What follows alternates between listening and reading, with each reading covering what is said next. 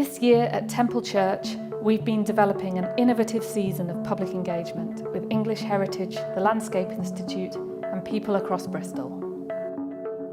Temple Church is a key historic site in the centre of Bristol, currently being restored and reimagined for future use.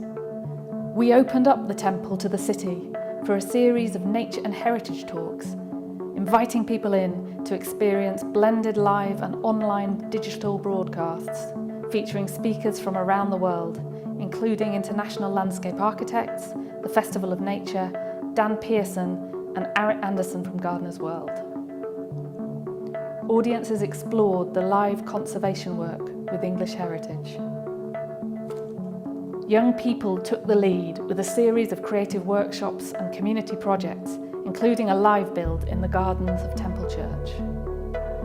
I'm Karina Evans. I work for English Heritage on its youth engagement programme Shout Out Loud. As part of this project, we've done some poetry workshops with 100 Year 7s from a local school, St Mary Redcliffe and Temple School, and their words will end up going onto the structure that we're building today.